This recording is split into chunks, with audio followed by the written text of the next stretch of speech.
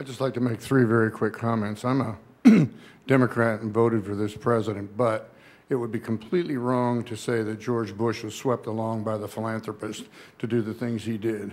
PEPFAR, support for the Global Fund, President's Malaria Initiative, and the Millennium Challenge Initiative are all things that George Bush led and pushed, and there's no denying that. So you've got to be honest and fair and give credit where credit is due. Second, I think it was given. I think my understanding is Matthew was saying that's not the way I heard it. Happened during that. As a Democrat, that's how I took it. So well, okay. Well, that's good. That's very good. Then I'm happy to stand corrected, but I'd like to have, I feel correct in saying that nonetheless. Secondly, on the corruption issue, if you look around the world, corruption is a terrible thing, and we ought to do everything we can to stop it. And some of the multilaterals are doing that, like the Global Fund has some very good safeguards against corruption. But nonetheless, if you look at Indonesia, Malaysia, India, China, Brazil, Nigeria, they're all endemically corrupt from top to bottom, and they've done pretty well in many, many respects in terms of economic growth. Economic growth and corruption aren't inexorably linked. We should stop the corruption, but it's not the whole story. And finally, the issue about trade.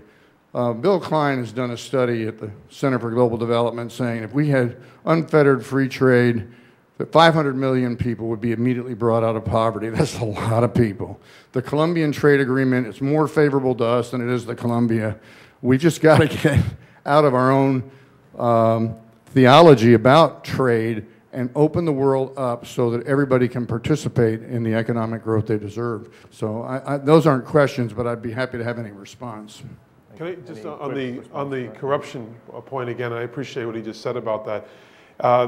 I also think you make the argument that growth and economic growth in a society is not also representative of democratization or liberalization within those societies. Well, it may not also be reflective of, again, child mortality rates or mortality rates across the board. So I don't disagree with you on that, just on that point to make that. In terms of trade, there have been a number of bills that have passed in the previous Congress during the previous administration as well that I and many Democrats supported as well. So I do think, though, that there are ramifications to elections. And as I pointed out to a number of businessmen just this week, that you had National Association of Manufacturers and Chamber of Commerce, they get on one side. And Change to Win and AFL-CIO, they get on another side. And then at some point we have what's called an election. And one side wins and one side loses. And that there are consequences to elections. Now, does that mean that we throw out everything we believe because one side wins and one side loses? No, but I do think that there is a harmony and a balance that has to be met by this president as well. And I think the statements that he has made have been very progressive as it pertains to that. That he, once again, is not an isolationist, that he believes in fair and free trade, and that I believe he is going to want to have a trade promotion authority because it is one of the best soft power tools that we have. We see what China's been doing in Africa, what they're doing in South America, what they're doing all over the world. And I think you're right. We are falling behind, but not completely out of the game.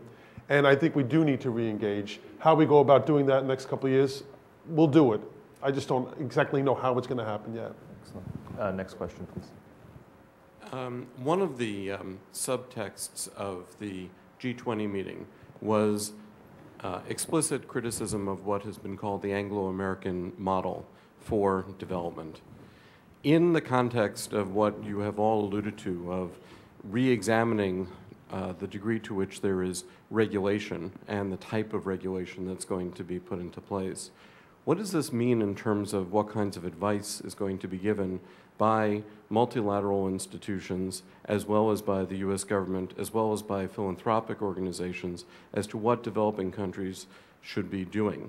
And along with that, what does this then mean in terms of the ability to not throw the baby out with the bathwater, especially getting to what the congressman was talking about earlier in terms of concerns about corruption and openness, and what that means in terms of opening up markets for trade, but also markets for investment, because one of the potential downsides of deregulation is what we've seen, but at the same time, many developing countries need access to capital that they are terribly scarce on. And the reaction for some of these countries in the past has been, we can't move that rapidly in terms of investment. So what does this now mean moving forward for these developing countries? Andrew? The answer is we will get there. It's just that we're going to do it much more slowly. Now, you could call it slowly. You could call it in a more measured pace, perhaps. That might be the nicer way to put it.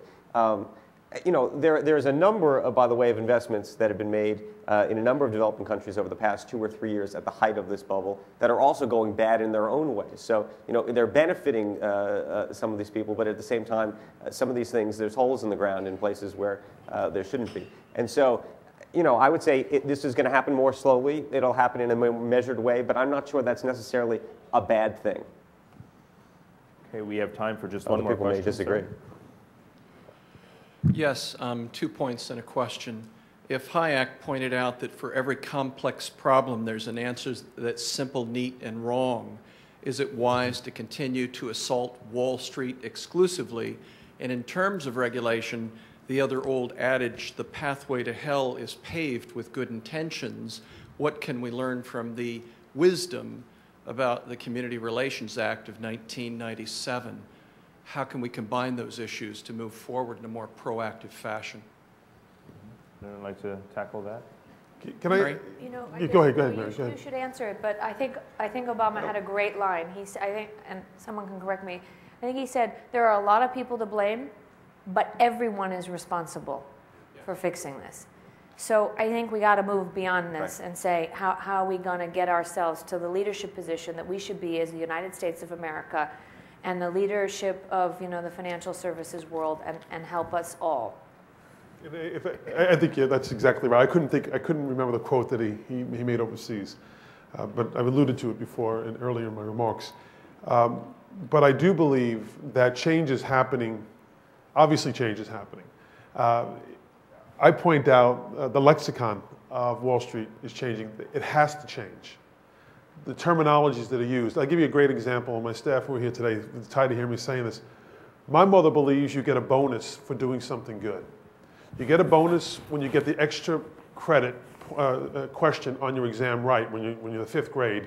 Instead of getting 100, you get 105, right? Well, you know, that's not the way it's worked.